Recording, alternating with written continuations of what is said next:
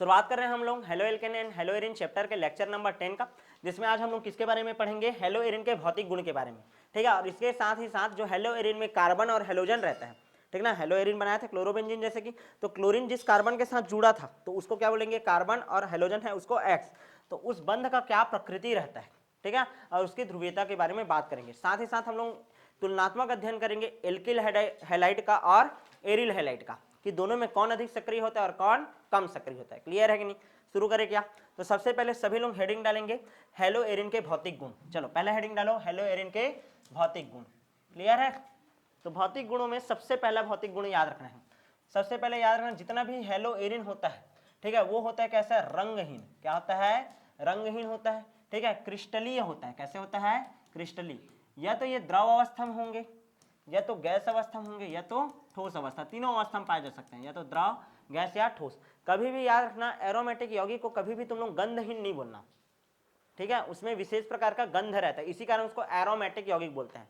Aroma, aroma का meaning होता है क्या? विशेष गंध। क्या होता है? विशेष गंध। तो गंधहीन मत लिख देना फट से, रंगहीन, गंधहीन तो फट से नंबर कट जाएगा। हमेशा रंगहीन भले लिख देना, उसके बाद क्रिस्टलीय, द्रव, गैस या ठोस अवस्था में हो सकता है। यहां तक क्लियर है कि नहीं? अच्छा, जितना भी एरोमेटिक कंपाउंड है, कैसा है ये? कार्बनिक यौगिक है। और कार्बनिक यौगिक किसमें विलय होता है? कार्बनिक विलायकों में। जल में क्या होगा? कम विलय होगा। क्लियर है कि नहीं? तो लिख सकते हो जितने भी आपके एरोमेटिक, या इसी को हम लोग क्या बोले हैं, हेलो एरिन, जितने भी हेलो एरिन है, ये जो हेलो एरिन है जल में क्या होते हैं? अल्प विलय। जल में क्या होते हैं? अल्प विलय। लेकिन जो कार्बनिक विलायक है, कार्बनिक विलायक मतलब समझ रहे हो? कार्बन टेट्राक्लोराइड ले लिया मैं, या फिर आपका क्या ले लिया, पेट्रोल ले लिया, समझ आ रहा है नहीं, पेट्रोलियम पदार्थ वगैरह ले लिया, डीजल है, समझ आ रहा है नहीं, जितने भी कार्बनिक कंपाउंड है, एसीटोन वगैरह, ईथर है, इन सब में आसानी से क्या हो सकते हैं? विलय हो सकते हैं। क्यों विलय हो सकते हैं? क्योंकि एक थ्योरी चलता है क्या, लाइक डिजॉल्व लाइक। क्लियर है कि नहीं? समान समान को घोलता है। यहाँ तक क्लियर है? ये अध्रुवीय यौगिक है तो अध्रुवीय विलायकों में क्या होगा? विलय होगा। यहाँ तक क्लियर है कि नहीं? कितना हो गया? पॉइंट 2। तीसरा, विशेष प्रकार का गंध होता है, अभी बताया हूं मैं। एरोमेटिक वर्ड से समझ आना चाहिए। एरोमा, एरोमा मतलब क्या होता है? विशेष गंध। जितना भी हेलो एरिन रहता है उसके पास विशेष गंध होता है। क्या होता है? विशेष गंध होता है। यहाँ तक क्लियर है कि नहीं? अच्छा, घनत्व जो रहता है जल से अधिक होता है। इसी कारण तुम लोग देखना, पेट्रोल रहता है या डीजल रहता है, उसको जब पानी ऊपर डालते हैं तो क्या हो जाता है? तैरता है उसके ऊपर।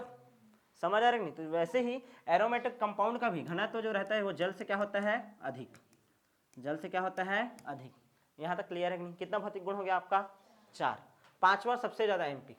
ठीक है, ठीक है, गलनांक व क्वथनांक, आप लोगों को यही भाषा सबसे ज्यादा अच्छे से याद रखना है। क्वेश्चन केवल भौतिक गुणों में यहीं से बनेगा, मेल्टिंग पॉइंट और बॉइलिंग पॉइंट याद रखना है। मेल्टिंग पॉइंट और बॉइलिंग पॉइंट, ठीक है। सबसे पहले क्या आता है? फ्लोरीन, फिर आता है क्लोरीन, फिर ब्रोमीन, फिर आयोडीन। किसके साथ जुड़ा है? सबके साथ एरिल के साथ। किसके साथ जुड़ा है? एरिल। क्लियर है कि नहीं? तुम लोगों को क्या पता है मेल्टिंग पॉइंट और बॉइलिंग पॉइंट कैसे बढ़ता है? जैसे जैसे अनुभार बढ़ता है वैसे वैसे। क्लियर है कि नहीं? ये डायरेक्ट समानुपाती किसके होता है बोला हूं मैं? अनुभार के। तो बताओ सबसे ज्यादा किसका होगा अनुभार? सेम टू सेम रहेगा तो इसी का होगा। ठीक है, तो सबसे ज्यादा मेल्टिंग पॉइंट और बॉइलिंग पॉइंट का मान किसका रहेगा? एरिल आयोडाइड का। किसका? एरिल आयोडाइड का। और सबसे कम एरिल फ्लोराइड का। क्लियर है? समझ आया कि नहीं? यदि ये सेम ग्रुप हो तो जी बेंजीन बेंजीन बेंजीन होगा। तो यहाँ तक क्लियर है कि नहीं? तो ये हम लोग किसका बात कर लिए? मेल्टिंग पॉइंट और बॉइलिंग पॉइंट का। यहाँ तक क्लियर है? एक मोस्ट आईएमपी तुम लोगों को ध्यान देना, एक बहुत ही ज्यादा आईएमपी हम लोग क्या देखते हैं? क्वेश्चन देखते हैं। ठीक है ना, सबसे ज्यादा एमपी क्वेश्चन है, ध्यान दो। ये लिख लिए क्या सब लोग? यहाँ तक क्लियर है? आगे बढ़ जाऊं?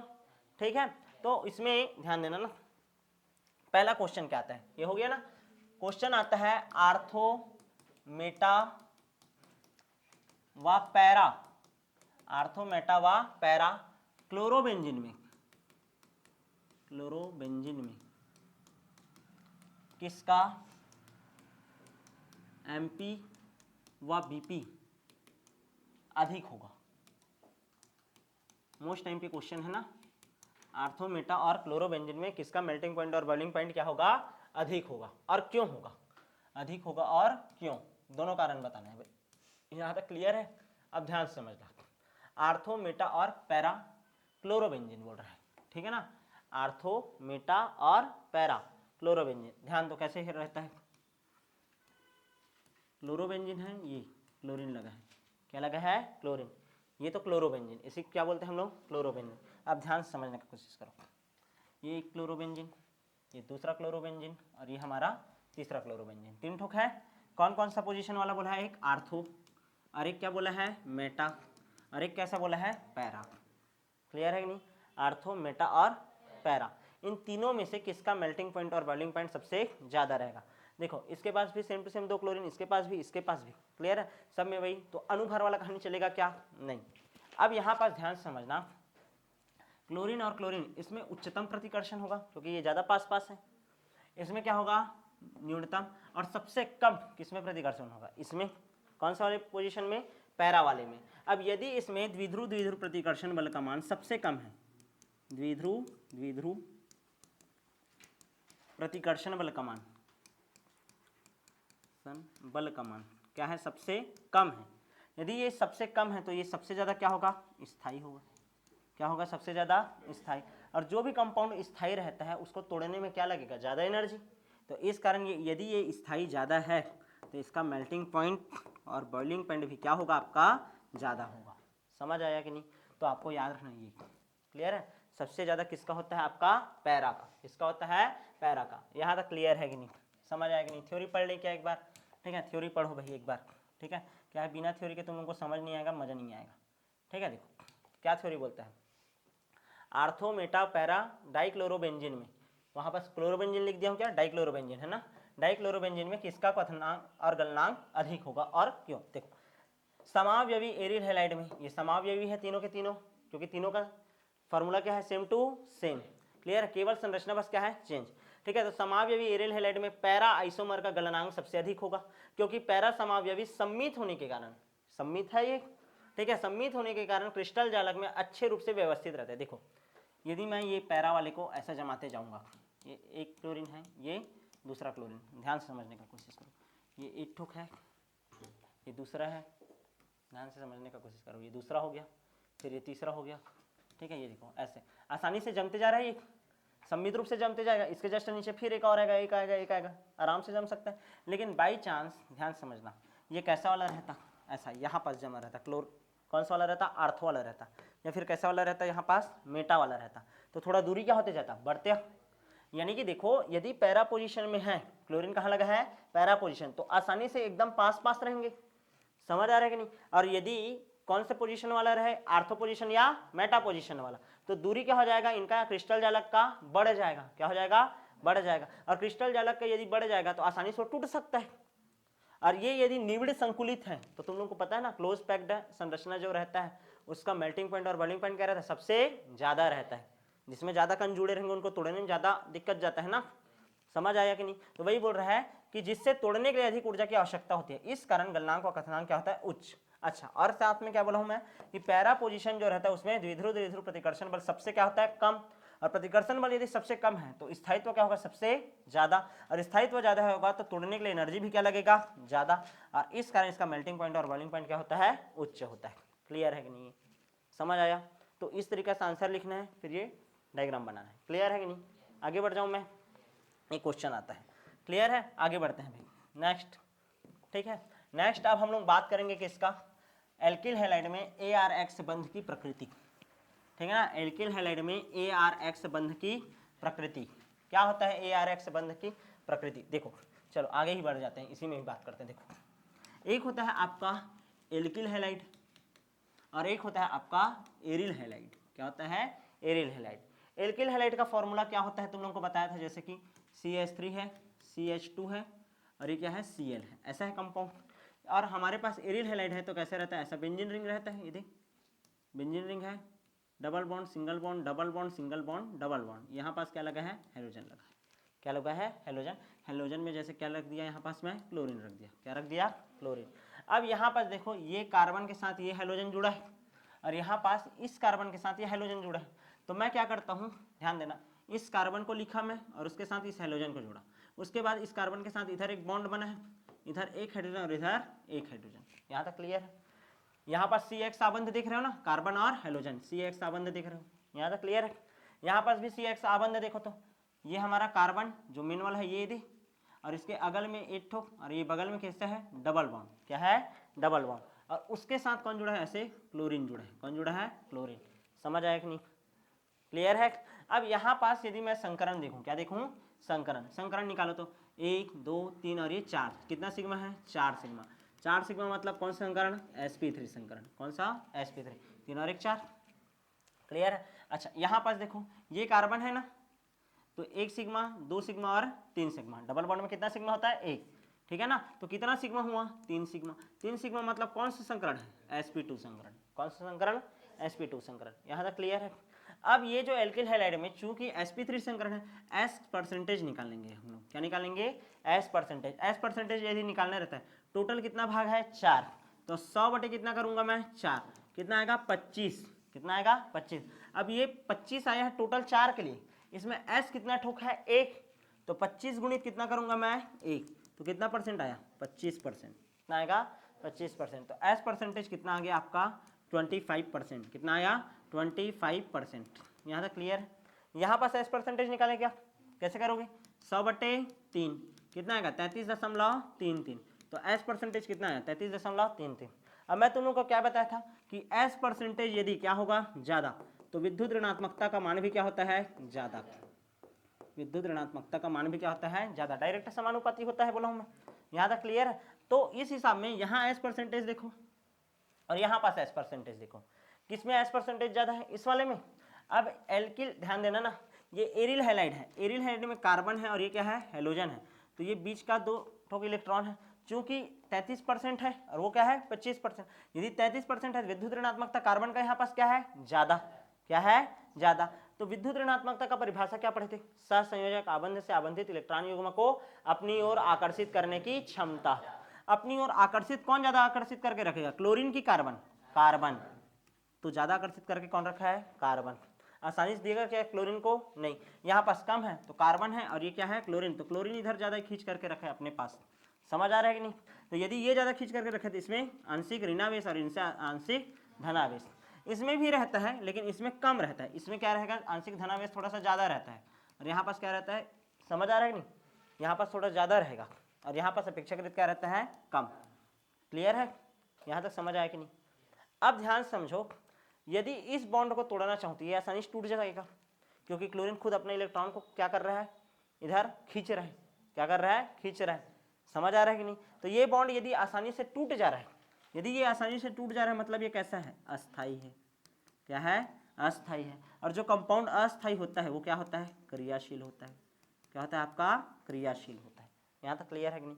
वैसे इस कंपाउंड को देखो, यहाँ क्लोरीन खींच रहा है, कार्बन खींच रहा है जी, कार्बन, यानी बॉन्ड टूटेगा क्या, नहीं, यदि कार्बन खींच रहा है इलेक्ट्रॉन को सहसंयोजी आबंध से आबंधित इलेक्ट्रॉन युग्म को कोई एक खींचता है, कौन खींच रहा है यहाँ पास, कार्बन, कार्बन यदि खींच रहा है तो ये बॉन्ड तोड़ना चाह रहा है क्या, नहीं, बॉन्ड तोड़ना नहीं चाह रहा है, मतलब ये कैसा है, स्थायी है, कैसा है, स्थायी। और यदि कोई कंपाउंड स्थायी है तो वो कैसा होता है, कम क्रियाशील होगा, क्या होगा, कम क्रियाशील, समझ आया कि नहीं।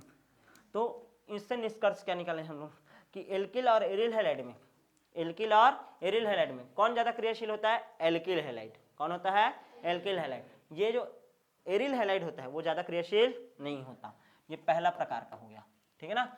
किस तरीके से जाने तुम लोग कि ये जो है ये कैसा है, अस्थाई है, कैसा है, ये अस्थाई है, और ये कैसा होता है, स्थाई। यदि कोई कंपाउंड अस्थाई है मतलब वो क्रियाशील है, और यदि मैं चुपचाप बैठ गया तो मैं क्या हूँ, कम क्रियाशील हूँ ना, स्थायी हो गया तो एक जगह बैठ गया हूँ, तो समझ आया कि नहीं, ऐसे करके याद रखना, यहाँ तक क्लियर है। तो कभी भी क्वेश्चन पूछेगा तो कैसे आंसर दोगे, ध्यान दो, एल्किल व एरिल हैलाइड में कौन अधिक क्रियाशील है और क्यों, तो तुम लोग क्या बताओगे, एल्किल व एरिल हैलाइड में ज़्यादा क्रियाशील एल्किल हैलाइड होता है, क्योंकि इसके CX आबंध में उपस्थित कार्बन परमाणु पर sp2 संकरण पाया जाता है, सॉरी sp3 संकरण पाया जाता है, जिसके कारण इसका s परसेंटेज का मान क्या आता है, कम, व विद्युत ऋणात्मकता का मान भी क्या हो जाता है, कम। अब इस कारण क्लोरीन परमाणु जो रहता है वो साझे के इलेक्ट्रॉन युग्म को अपनी ओर क्या कर लेता है, आकर्षित, और आकर्षित करने के कारण ये बंध आसानी से टूट सकता है, अर्थात यह बॉन्ड कैसा होता है, अस्थाई, क्या होता है, अस्थाई, क्लियर है। फिर इतना थ्योरी लिख लिए, इसको बना देना, इसको बना देना, क्लियर है कि नहीं, पूरा नंबर मिल जाएगा। ये पहला रीजन देना। दूसरा कैसे रीजन देते हैं, यहाँ तक क्लियर है, आगे बढ़ जाऊँ क्या मैं। दूसरा रीजन देते हैं हम लोग अनुनाद प्रभाव के आधार पर, किसके आधार पर, अनुनाद प्रभाव के आधार पर, अनुनाद स्थायित्व के आधार पर, किसके आधार पर बताते हैं, अनुनाद स्थायित्व के आधार पर, कि एल्किल और एरिल में कौन ज़्यादा स्थायी होता है और क्यों, क्लियर है। मतलब जो स्थायी है वो क्या होगा, कम क्रियाशील, क्या होगा, कम क्रियाशील, तो हम लोग को पता चल गया कौन होता है कम क्रियाशील, एरिल। एरिल हेलो एरिन क्या होता है, कम क्रियाशील होता है। अब उसको कैसे समझाया जाता है, देखो नॉर्मली क्या होता है हम लोग को पता है कि ये हमारा बेंजीन है, ठीक है ना, ये बेंजीन रिंग है ऐसे, ठीक है। बेंजीन रिंग यदि मैं समझाऊं तो देखो यहाँ पास क्या होता है डबल बॉन्ड, ये single bond, double bond, single bond, double bond, यहाँ तक क्लियर है। यहाँ पास क्या है आपका सिंगल बॉन्ड, उसके साथ क्या जुड़ा हुआ है हेलोजन, यहाँ पास 1 2 3 4 5 और ये 6, कितने इलेक्ट्रॉन है, 6 इलेक्ट्रॉन है, यहाँ तक क्लियर है कि नहीं, 6 इलेक्ट्रॉन है। अब इसको हम लोग क्या करते हैं, इसका फोटोकॉपी बना लेते हैं, बहुत सारा 5 प्रकार का अनुनादी संरचना बनता है, कितने प्रकार का, 5 प्रकार का, ये पहला, ये दूसरा, ठीक है, ये तीसरा, ये चौथा और ये 5वां, कितना बनता है टोटल 5, 6 नहीं बोलना, कितना बनता है 5, ठीक है। अब ध्यान से समझने का कोशिश करो, तो यार असल में अनुनाद प्रभाव में क्या होता है, जो इलेक्ट्रॉन रहता है इलेक्ट्रॉन युग्म का विस्थापन होता है, क्या होता है, विस्थापन होता है। देखो ये पहला स्ट्रक्चर है, इसमें क्या होगा, यहाँ पास का जो 2 इलेक्ट्रॉन है वो विस्थापित होकर के यहाँ जाएगा, क्लियर है।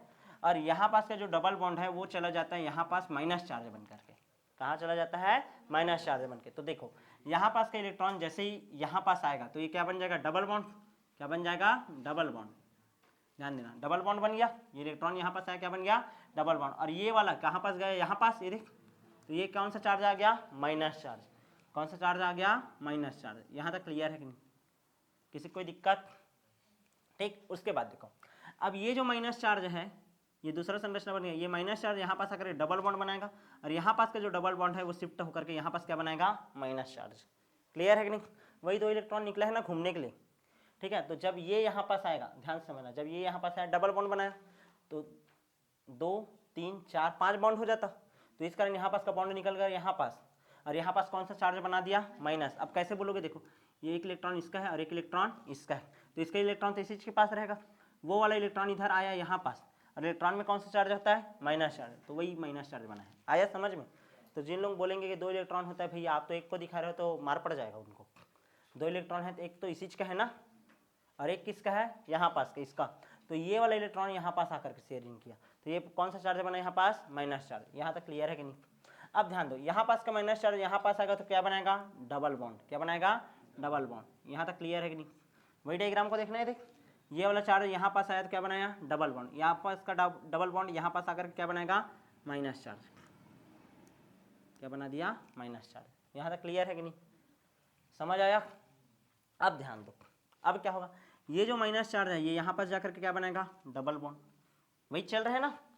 देखो यहाँ पास से यहाँ आया डबल बॉन्ड बना, और यहाँ पास का यहाँ पास गया तो माइनस चार्ज बना, फिर यहाँ पास का माइनस चार्ज यहाँ पास आया तो डबल बॉन्ड बनाया, और यहाँ पास का यहाँ पास गया तो माइनस चार्ज आया। अब क्या होगा, ये वाला इलेक्ट्रॉन फिर से इधर घूमेगा, इधर जाएगा तो यहाँ पास क्या बनाएगा, डबल बॉन्ड।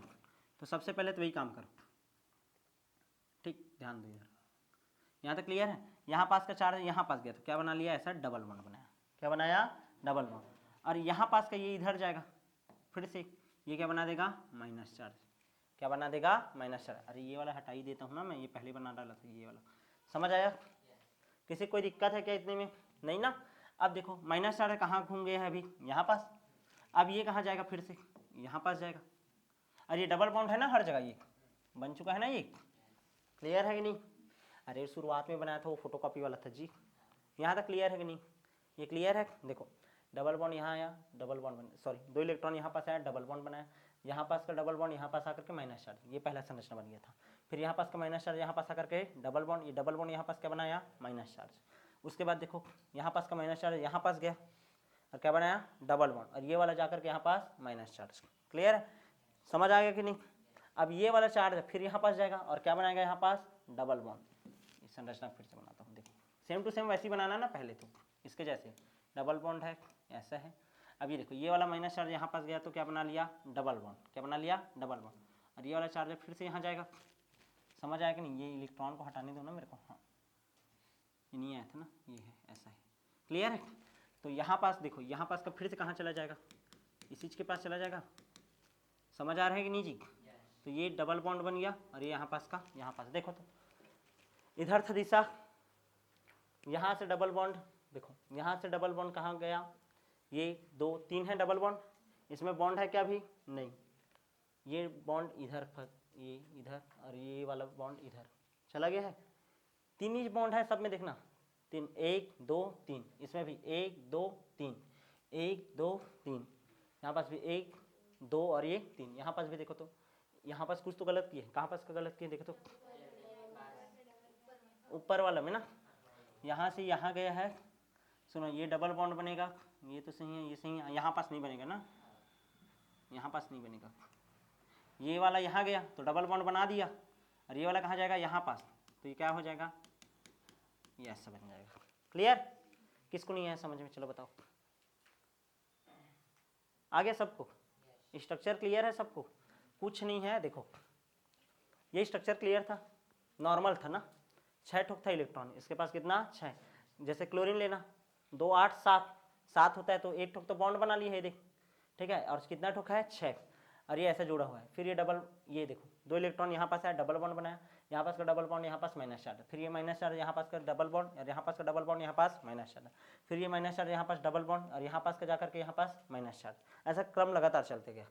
3 संरचना में देखो एक्स पर कौन सा बॉन्ड है, डबल, और 2 संरचना में देखो कैसा है, सिंगल सिंगल, कैसा है, सिंगल सिंगल, समझ आ रहा है कि बेंजीन? ध्यान देना, ये आपका क्या है, एरिल हैलाइड है, क्या है, एरिल हैलाइड। एरिल हैलाइड का कितना अनुनादी संरचना बन रहा है, 1 2 3 4, और ये कितना हो गया आपका 5, कितना संरचना बन रहा है 5। इस 5 में से ये जो 3 ठोक है, इसमें कार्बन और हेलोजन के मध्य क्या है, डबल बॉन्ड है, कैसा बॉन्ड है, डबल बॉन्ड, और यहाँ पास कितना संरचना, 2 ठोक संरचना, बस में कैसा बॉन्ड है, सिंगल बॉन्ड है। अब चूंकि 2 ठोक डबल बॉन्ड है, द्विबंध है, द्विबंध है, 5 में से 2, ठीक है ना, ध्यान देना, 5 में से 3, 5 में से 3 में 5 संरचना है, 5 में से 3 संरचना में, 5 में से 3 संरचना में कैसा बॉन्ड है, सी डबल एक्स बॉन्ड है, द्विबंध है, और ये जो द्विबंध होता है वो ज़्यादा मजबूत रहता है, ज़्यादा स्थायी रहता है, और जो जितना ज़्यादा स्थायी रहता है उसका क्रियाशीलता उतना ही क्या होता है, कम, क्या होता है, क्रियाशीलता उतना ही कम। क्लियर है? तो यही कारण है अनुनाद स्थायित्व के तरीके से तुम लोग बता सकते हो कि एरिल हैलाइड का क्रियाशीलता अनुनादी संरचना से पता चलता है कि क्या होता है, कम। यहाँ इलेक्ट्रॉन घनत्व कहाँ कहाँ पास कौन कौन सी स्थिति में बढ़ता है, केवल और केवल इलेक्ट्रॉन माइनस चार्ज कहाँ कहाँ पास बढ़ता है, देखो तो एक तो बनता है यहाँ पास आर्थो में, क्या मेटा में माइनस चार्ज आया है कहीं भी संरचना में, नहीं, कहाँ पास बढ़ा है, फिर पैरा में, तो माइनस चार्ज केवल और केवल कौन कौन से पोजीशन पे आ सकता है, आर्थो में और पैरा में। अब जो इलेक्ट्रॉन स्नेही है, जो इलेक्ट्रॉन से स्नेह करता होगा, मतलब कौन सा चार्ज वाला होगा, प्लस चार्ज वाला। नाभिक स्नेही पढ़ते थे, तो नाभिक स्नेही किससे स्नेह करता था, नाभिक स्नेही है तो प्लस चार्ज से स्नेह करता था ना वो, और खुद कौन सा चार्ज होता था, माइनस। यदि मैं इलेक्ट्रॉन स्नेही बोल रहा हूँ तो किससे स्नेह करेगा वो, माइनस चार्ज से, इलेक्ट्रॉन से, और खुद कौन सा चार्ज होगा, प्लस चार्ज। तो प्लस चार्ज वाला कोई भी कंपाउंड यदि आकर के जुड़ना चाहेगा हेलो एरिन में, तो कौन कौन से पोजीशन पर आकर के जुड़ेगा, आर्थो में और पैरा में। जिन लोगों को नहीं आ रहा है सुनो, ठीक है, जब SN1 रिएक्शन पढ़ते थे, SN2 रिएक्शन पढ़ते थे, तो उसमें किसका प्रतिक्रिया देखते थे, नाभिक स्नेही का। जो नाभिक से स्नेह करता है उसके पास खुद कौन सा चार्ज होता है, माइनस। नाभिक, परमाणु का नाभिक कौन सा चार्ज का होता है जी, प्लस ना, तो जो नाभिक से स्नेह करता होगा कौन सा चार्ज का होता है, माइनस चार्ज। तो नाभिक स्नेही कौन सा चार्ज वाला होता है, माइनस चार्ज वाला। और इलेक्ट्रॉन स्नेही बोलूंगा तो जो इलेक्ट्रॉन से प्रेम करेगा वो कैसा होगा, प्लस चार्ज वाला। तो प्लस चार्ज वाला कोई भी कंपाउंड आकर के जुड़ेगा तो किधर जुड़ेगा, चलो बताओ, यहाँ पास आर्थो में जुड़ेगा या तो फिर पैरा में जुड़ेगा। क्लियर है? तो जितना भी रिएक्शन तुम लोग बनाओगे, जितना भी रिएक्शन तुम लोग पढ़ोगे इसमें, ठीक है ना, हेलो एरिन में, तो कौन कौन से पोजीशन पर कंपाउंड को रिएक्शन कराओगे, आर्थो में और पैरा में। हमेशा याद रखना पैरा में स्थायित्व क्या होता है, ज्यादा, तो वो वाला कंपाउंड क्या बनेगा, ज्यादा। क्या बनेगा, ज्यादा। समझ आया कि नहीं? मतलब कोई भी कंपाउंड का योग कराओगे तुम लोग, जैसे कि मैं बोलूंगा हेलोजनीकरण करके दिखाओ करके, ठीक है, बेंजीन में हेलोजनीकरण, तो तुम लोग धड़ाधड़ किसमें जोड़ोगे, आर्थो पोजीशन में जोड़ोगे, और कहाँ पास जोड़ोगे, पैरा पोजीशन में। तो 2 प्रकार का कंपाउंड बनेगा, एक आर्थो बेंजीन बन जाएगा, यानी आर्थो क्लोरोबेंजीन बनेगा, और एक क्या बनेगा, पैरा क्लोरोबेंजीन। तो पैरा क्लोरोबेंजीन क्या रहेगा, हमेशा ज्यादा रहेगा। क्या रहेगा, ज्यादा, क्योंकि पैरा पोजीशन का स्थायित्व क्या होता है, ज्यादा।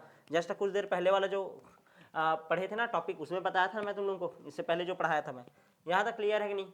तो इस तरीके से हम लोगों ने क्या देख लिया, आपका कार्बन हेलोजन बंध का क्या प्रकृति, ठीक है, और किसमें कौन कितना ध्रुवीयता होता है। यहाँ तक क्लियर है कि नहीं? अब जो नेक्स्ट क्लास होगा उसमें हम लोग, ये तो हो गया भौतिक गुणों के बारे में, अब नेक्स्ट क्लास में हम लोग शुरुआत करेंगे इसका रासायनिक गुण के बारे में। तो मिलेंगे आप नेक्स्ट क्लास में।